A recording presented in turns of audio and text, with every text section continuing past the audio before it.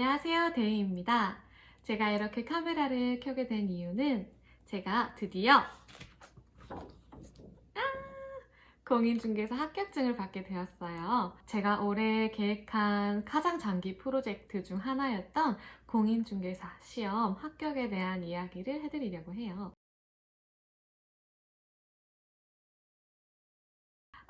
제 채널을 보는 분들은 주로 20대에서 30대들이 많으실 것 같은데요. 공인중개사는 여러분들이 대학생이나 혹은 뭐 사회초년생일 때 전셋집 구할 때 그 방문했던 부동산에 계시는 공인중개사분들, 엄마 아빠 얘기로는 복덕방 아줌마, 뭐 아저씨 이런 분들이 바로 공인중개사죠. 그래서 이런 분들이 바로 우리가 사는 집, 뭐 아파트 또는 뭐 빌딩, 상가, 토지 이런 매매나 임대를 도와주시는데요. 그런 분들, 그런 사람이 될 수 있는 바로 공인중개사 자격증을 제가 올해 따게 되었습니다. 공인중개사 시험은 총 6과목이에요. 그래서 1차랑 2차랑 나뉘어져 있는데요. 1차는 학개론이랑 민법 이렇게 총 2가지 과목이고요. 2차는 공법이랑 중개사법, 그 다음에 세법이랑 공시법 이렇게 이거 두 개는 한 시간에 치거든요. 그래서 총 3과목 해서 각각 시험이 평균 60점 이상이면 합격을 하는 거예요. 그래서 한 번에 1차만 칠 수도 있고요. 그 다음에 1차, 2차 같이 해서 동차로도 칠 수 있습니다. 1차 합격한 분들은 그 다음 해에 한해서 2차 자격이 주어지고 이렇게 2년에 걸쳐서 딸 수도 있고 저처럼 한 번에 딸 수도 있습니다. 저는 총 4월부터 10월까지 총 7개월을 공부를 했어요. 그리고 저는 직장인이기 때문에 직장 생활과 병행을 하면서 공부를 했고요. 총 7개월 만에 공인중개사를 합격하게 되었습니다.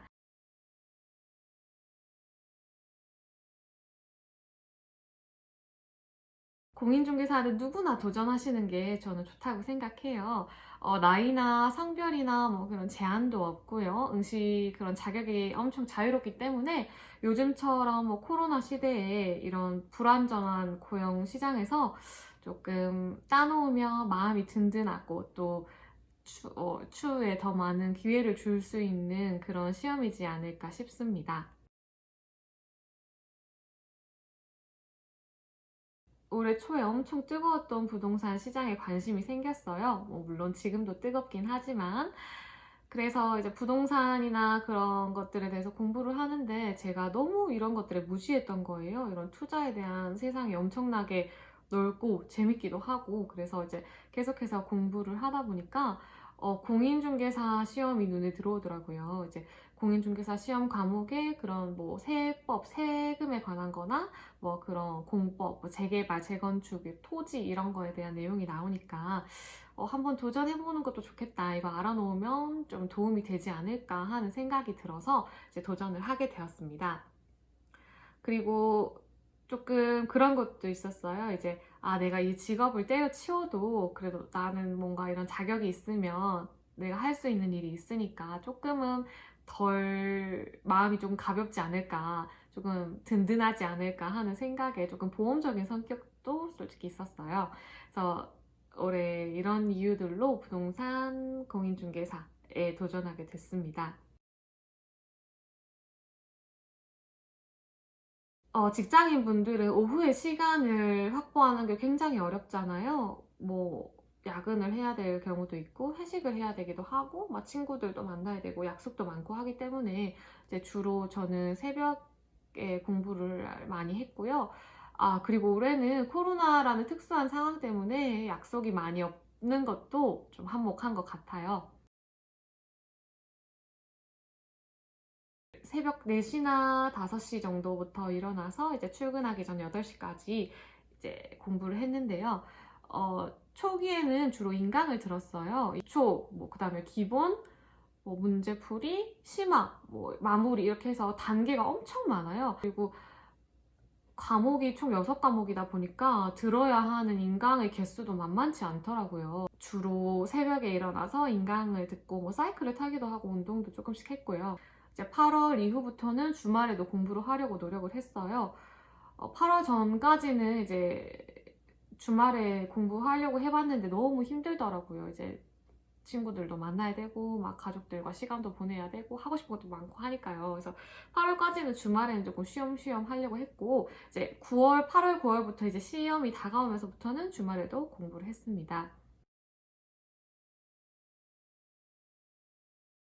메가랜드라는 이제 인강 사이트를 선택해서 인강을 들었고요. 메가랜드의 커리큘럼이 이제 입문, 뭐 기초, 기본 이렇게 엄청나게 많거든요. 그래서 저는 4월부터 했기 때문에 그때 현강은 이미 기본 이론이 끝난 정도였어요. 그래서 저는 그때부터 4월부터 입문이랑 기초는 버리고 기본부터 듣기 시작했어요.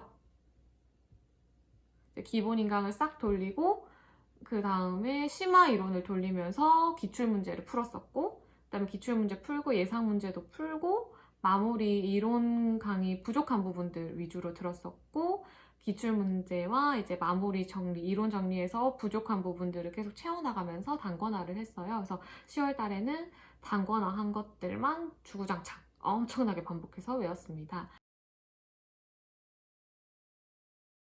제가 합격할 수 있었던 비결이 가장 크게 두 개인데요. 하나는 기출문제를 많이 풀었던 거, 그 다음에 하나는 단권화예요. 먼저 첫 번째 기출문제에 대해서 이야기를 해드릴게요. 어떤 시험이든 그 기출문제가 항상 가장 중요하잖아요. 그래서 기출문제를 최근 10년 거를 계속해서 반복해서 풀었어요. 학개론 같은 그런 과목들은 막 기출문제의 그런 방향성을 완전히 깬기도 하는데요. 그래도 기출문제에서 나오는 그런 기본적인 문제들이 있기 때문에, 반복해서 나오는 문제들이 있기 때문에 그런 것들에서 점수를 획득하는 게 굉장히 중요하다고 생각합니다. 주요 과목들은 2번, 3번 정도 풀면서 제가 모르는 부분들을 체크를 했어요.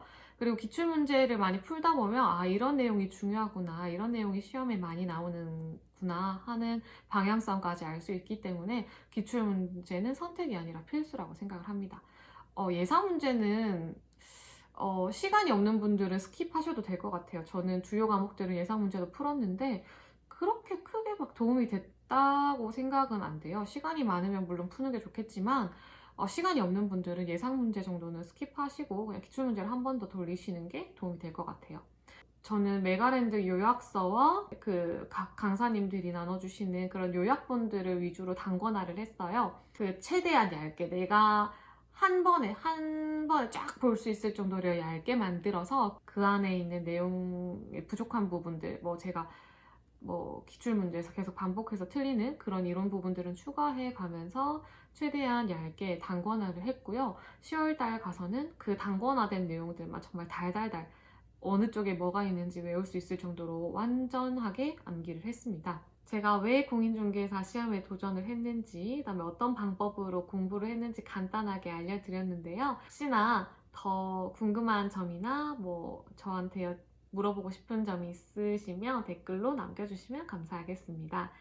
저희 이런 합격 후기가 도움이 되셨길 바라면서 다음에 또 좋은 영상으로 오도록 하겠습니다. 감사합니다.